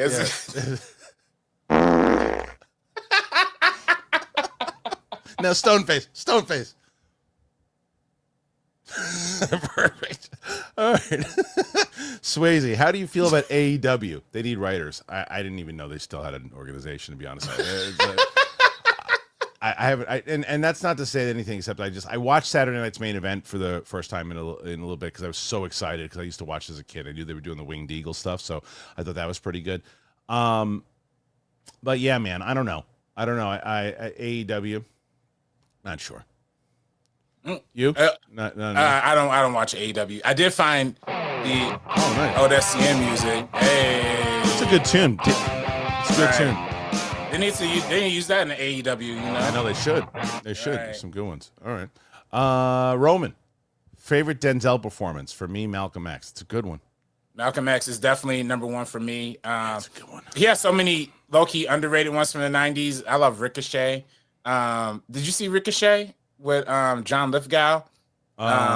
Yes. Yeah. Yeah, like that cheesy 90s movie where he's like... Yeah, you know which one I like too? I don't know if it's his favorite performance, but it's one of my favorite Denzel movies is Fallen. Fallen is crazy. Fallen is great. Yeah, Fallen is great. Denzel has a bunch of them. Malcolm X is definitely the top tier for me. Mo Better Blues is up there too. But yeah, he has too many to not show love to. All right, here we got 2 more, unless whatever happens at Roxy happened here. There was a windfall that came in towards the end. But Roman, some more support. I'm loving your conversation today. Thanks, Roman. And then Roman. Last one for now, Day Napper. Who do you like more, Coleman Domingo or Sterling K. Brown? Vegan eggs is a joke. That's my favorite. I love that. I love the tag. I love the tags at the end. I might have a hot take on this one. Oh, really? Okay. I like Coleman Domingo better. Oh, that's not a hot take. That's not a hot take. Okay, I think I like Coleman Domingo. I love Coleman Domingo's work. Yeah. I feel like, I hate to say this, but I feel like Sterling K. Brown kind of does the same thing in the majority of his roles. I don't see that. I don't know. Did you see American Fiction? He was last great. year? He was great in that. Yeah, He was great. I felt like that was a little different, It was different, but I still felt like he was just, this time I'm going to be Sterling K. Brown with an edge. You know what I mean? He does give you those real, he's almost like the Michael B. Jordan, almost kind of opposite though. He's a really good actor, but I'm just saying, I feel like his eyes are Coleman Domingo in Color Purple was next level. He was great. Great in Color Purple, great in he was great in Euphoria, and he's also amazing in Sing Sing as well. Yeah. I actually wrote a pilot recently that I kind of even like loosely kind of inspired my main character after Oh, Going really? Ringo. Okay. So yeah. All right, let's see. It's me, Steve-O. Most anticipated movie of 2025. Also, Fly Eagles. Stop this. 20. I mean, it's right now. It's so recency bias, but it was already up there. Superman's my most anticipated. Is that your most anticipated or not? I'll probably say Fantastic Four. First Steps. Oh wow! So if you're choosing one of those two, you're walking into the Fantastic Four theater. Yeah. Okay. To be honest, if I'm being actually real, I really can't wait for Thunderbolts. Like, I think Thunderbolts is going to be. I think it's going to be surprising. I think it's going to be good. I think it's. I tell you what, though, I think Captain America is going to not be great. You know, I hear that. I hear those mumblings. Yeah. I have hope that is decent. Okay. Yeah, we just need an okay. There's no world, but here's the thing: there's no world that movie, and they won't announce it, but there's no world that movie will officially make money because they've shot the movie twice. It's the overall budget on that thing, if they ever comes out real, is going to be something like over $400 million because they shot like 2 movies. The first one they realized was so bad that they reshot the whole damn thing, so they made a second movie. So their goal is not to make money; it's just to put back whatever they can in, and hopefully Thunderbolts and Fantastic Four makes it up. Which is a good strategy, and I think it's a really good strategy. But I don't know. I hope it does well. I'm rooting for it, but I don't have high hopes for that one anymore. You think that's why Nate Moore is leaving the Marvel train because maybe he smells the fart coming. Yeah. Simon Section. Time is on my side. Yes, it is. It's from Fallen. It's like John Goodman belting that out when he's possessed. Yeah. It's really I love that movie. And for now, the last question. Joey Pedras, what is your take on the term elevated horror? I know a lot of people don't like that term. I actually think it's cool. Reason I think people don't like it is because it kind of says, oh, some horror is not elevated, some horror is not really that good. And I'm be real, there's a lot of trash horror out there, man. I grew up in the era of the 2000s where the only horror movies that were getting released were found footage or like cheap slasher remakes, like, you know, the whack Friday the 13th, the whack, you know, Texas Chainsaw Massacre. Like, it was either bad slasher remakes or found footage. So there was an era where horror was terrible. Right. Now that we have the A24 kind of came into the picture, you know, we have movies like Long Legs, we have movies like The Witch, you know, all of these more, you know, so it's like, so it means like sophisticated horror kind of, is that what it is? Yeah, that's what the elevated horror is kind of, you know, about, the more elevated, you know, sophisticated stuff. And I think that is real. I think we should categorize that differently because it is different. It is than a lot of the garbage we saw. It's true. You know, I'll tell you, the first time I heard about the term elevated horror, what time is it? 2:32. 2:31 today was the first time I've heard of elevated horror before. So, but sophisticated horror as composed to like the slasher films and everything, yeah, it's always been a thing, and I felt the same way. I like elevated horror, I'll tell you that. So, now wait a minute. It's been brought to my attention, RB3. You haven't seen Transformers 1? I've seen Transformers 1. Oh, I've seen it. It's great, isn't it? Yeah, it's cool. How dare you, sir? It's cool. I thought it was kind of, All right, RB3 was great on today's show. It's a great. I loved that movie. I loved it. Mike Joyce, thoughts on Sydney Sweeney? Got another hot take for you. Overrated. Yeah, no, I agree with that too. I think she's pretty, but everyone loses their mind over how attractive she is, and people think I'm crazy for this. I'm not even saying it to be. Take Julia Roberts today, all day long over Sydney Sweeney. I know it's great. In terms of attractiveness, everything. I mean, in terms of acting, yeah, she really can't act. It's really just because of the looks. I mean, but she's great in Euphoria, you know. But she's kind of playing herself in that. Simon Section. It's funny that John Goodman and Denzel both appeared in Fallen and Flight. Oh, is that true? Yeah, that's right. Oh, yeah, Flight. He was in Flight. Yeah. RBC putting up a fight here. Got it up to 40 already here, man. Okay. They're not letting you go. They're not letting you leave. Let's see. JC Mighty says, I'm a black man from London showing some support for RB3, not JB the third, and much love for Harloff. Thanks you, JC. Thank you. Hey, show some love to Indiegogo too. Indiegogo. Yes, do that. And then Matt Thomas. I saw a lot of hanging near set this summer. Costuming was top tier. with just a mix of different decades, and it's the same with some set pieces. Bye bye. Oh no, he didn't write that, but yeah, that's cool. Yeah, I like that he's excited about it too. You know, as a Cleveland kid and everything too. Like that's got to be exciting. So I cannot wait. I cannot wait to see the trailer tomorrow. How long do you think the trailer is going to be? They say it's a teaser, so I'm guessing like a minute 40, 2 minutes or something like that. Okay. Edward Collins, I'm only doing this for the joke of it, so you'll be back in a second. But I put Edward Collins in a timeout because he said Julia Roberts was mid, so I put him in a timeout. anybody who besmirches the great Julia here is getting to be put in a timeout. Yeah, someone said you take Julia Roberts over Sydney Sweeney today, you are smoking crack. Yeah. I put that person in timeout. Yeah, another one in timeout. Oh no. I just put everything. What happened there? I just put everything in timeout by accident. I put the whole shot into timeout. All right, let's see. Can you do that? I don't even know if I could do that. Let's see. Kingsport Cal. Wang on RB3. Hey, Kingsport. He pulled up to the Wanger show when I was on their show promoting too. So shout out to you, man. There you go. All right. Ed Haskell keeping us alive. Hey gang.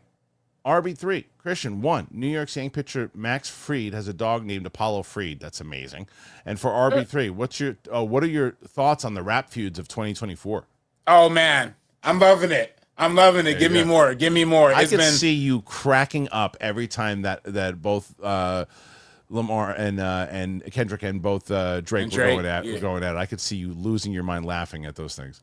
Dog, it was amazing. It was funny because me and my girl went to a double feature. I forgot what double feature we went to, but we saw one movie and then like the Drake diss track had dropped, and then like we went to the next movie like right after that, and then Kendrick had dropped during that movie. We're like, yo, what? Like, it was like back-to-back energy. I had to step out here. I've been bumping all day, man. It's Compton on the map. It's amazing. Fabricio wrote us, one day we need the Wangers on here too. I don't have enough room for everybody. I got room for basically 2 screens, or maybe 3 sometimes. Let's see. So I think see, now that's what I like. Carla gets it. She said, what they have Julia over Sweeney, no doubt. Julia's a classy lady. Carla, you're welcome here anytime. Fabricio wrote us one more. Oh no, we did that one already. Sorry, Fabricio. This is Matt Thomas.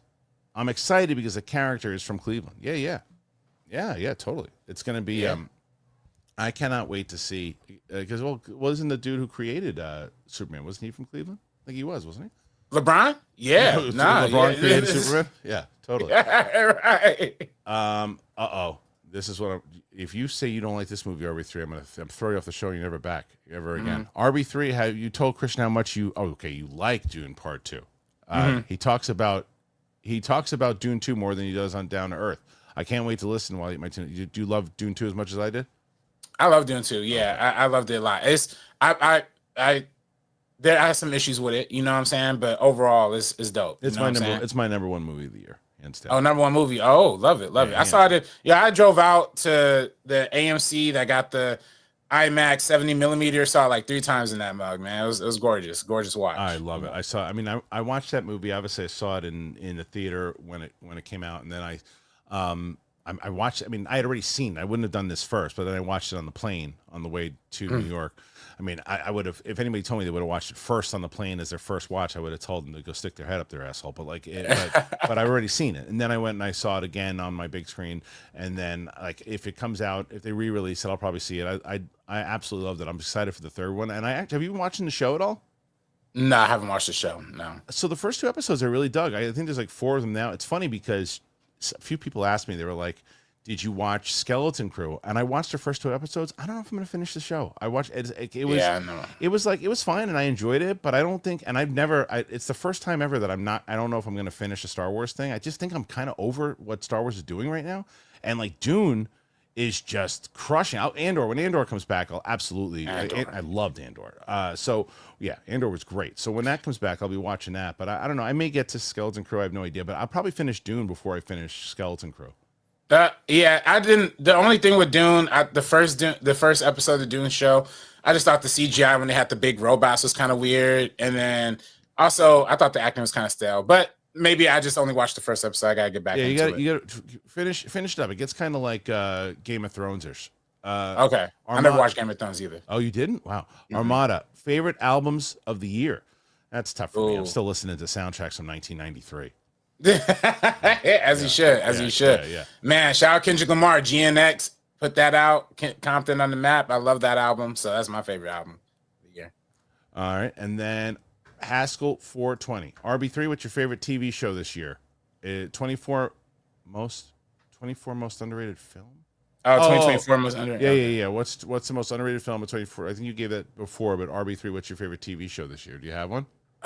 Underrated, I'd probably say Book of Clarence. I love Book of Clarence. And then favorite TV show, I gotta think on that. There's been a lot of good TV this year. So I'm trying. Did you watch Dark Matter with Joel Edgerton and Jennifer Connelly? No, I didn't watch that one. Do you have Apple TV? Yeah. Watch that show, dude. That show is. Oh, okay. You'll like that show. That show is. I don't want to tell you what it's about. Go in not knowing anything about it, and check that show out. Like I watched that randomly, and then my wife and I just couldn't stop watching it. It's really, really solid. They're gonna do a season 2. Okay, yeah. I gotta peep that one out. Maybe I'll probably say honestly, Penguin as of right now. Oh, Penguin's a good one too. That's probably up there for me. But I would probably say Dark Matter is my number 1. Dark Matter, right? Yeah. Oh, okay. And Shogun too. Did you watch Shogun?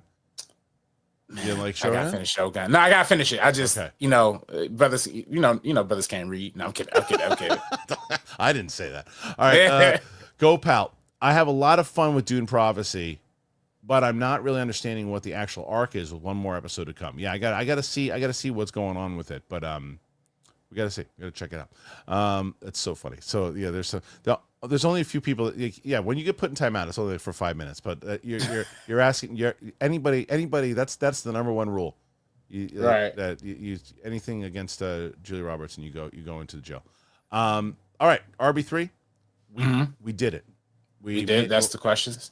We made it to the end of the questions. I'll tell you, for a first performance, 48 questions is pretty damn good. Hey, pretty damn good. You'll have to come back and try to see if you. Oh, I'm just kidding. Simon Section. He said, RB3, Kristian, have you seen From? It's like Lost meets Walking Dead. I heard it's pretty good. I heard that's really, really good. That's on Amazon Prime. I got to peep that. I got to peep that. By the way, somebody in the chat has said Baby Reindeer. I would actually say that's my favorite. That's a good one. Yeah. Anthony, I didn't ban you. I just put you in jail. It's a difference. Banning means you can't come back. Brooklyn says, by the way, Julia Roberts isn't just for kids. Thank you. It's an inside joke, but I get it. All right. So 50. Ending with 50 on your first performance. Even 50. Better. Even better. RB3, give them the link. Where can they go? What do they do? How do they support your film? Indiegogo. Go on Indiegogo. The link is in the description, but please check out Urban Luxury on Indiegogo. We're trying to get to that $5,000 mark before the campaign's over. We only have 6 days left, people. 6 days.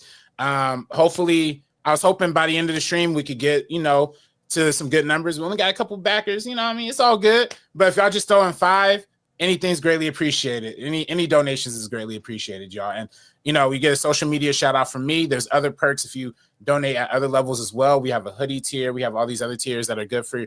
If you just want to support something original, something fun. A lot of people complain that there's no original art out there. Support a young, Black filmmaker out there who's really trying to make something original and cool. And again, support the Schmoes family too, because we actually do have a lot of people, from the Schmoes world who's going to be involved in this project. I told Winston the other day, I named one of my main characters after Winston. You know what I'm saying? So, did you call him Fake Ass Dodger Fan? Is that the name of the I should have, honestly. I should have. But yeah, please support Urban Luxury. 6 days left. And, also I got my short film Timestamp that's on Amazon Prime too. I know you got to see Timestamp. Kristian with Ken Knapsack. Yeah, so. I did. Absolutely. And I really what are your thoughts on that? Did you end up liking that? I told you I liked it. Yeah, I absolutely liked it. I thought it was very, me. I'm a sucker for time travel stuff in the way, and if it's done in a cool way. And I thought it was, and seeing Ken as the tech guy was even better. So I thought it was really solid, and and Jay Washington Jay Washington was in it too. That's why I literally cast people from my family, from the world. So true. I have been in a total of 0 films. So I'm just okay, saying, good. zero. I'm Just gonna zero. slip you into one. You know, I'm gonna have to come out to New York. Let's do a comedy. Right. Yeah. Yo, honestly, we might have to bring back what was the straws? Grasping at straws? Hell yeah. I have a modern take on it. I would play the bartender this time around. You'll play the bar. Yeah, this time around. Oh wait, there's one more. Okay. J Mobile, who says the Williams theme is iconic, but unlike the 007 theme, 3 to 4 films per decade for 50 years, it ties to just 4 films ending in 87. It doesn't resonate across as many generations to me yet. It didn't take. You had to build through that with Bond, right? And I think that, and it's 5 films total for that Superman theme. Even though Ottman used his own thing, he still had the Williams theme in there too. But yeah, if you want to attach it to somebody, you got to keep using it, and that's what they're doing. So anyway, that's it. Thank you guys. Appreciate it. Appreciate RB3 being here. Thank you guys for being here and for being here all. We have a huge day tomorrow. Now, not only do we had all these different, I have reviews out right now. I'm going to have another review out of, there's 2 reviews I have coming out. I have the Sonic non-spoiler coming out. I have my, a complete unknown non-spoiler review coming out. I've got a bunch of, tomorrow's the trailer reaction for Superman. We're going to do a full-on breakdown of the trailer with myself, Steph, and Mike on the live show tomorrow. I'm doing an interview with Sean Gunn tomorrow, which will air next week. So much happening, and you guys are a part of it. So you want to join the channel, you can become a member. You can do that. Join Patreon if you want to do that. One of our wonderful sponsors. Another question, as PLD knows that we're ending the show and still chimes in, and I love that about him. Always good to see the legend on the screen, wishing RB3 all the success in the world. We thank you for that, too, and we appreciate it. Thank you, PLD. You're the best. Thank you, everybody. Appreciate it very much. Thanks again to RB3. See you later, guys. Bye-bye.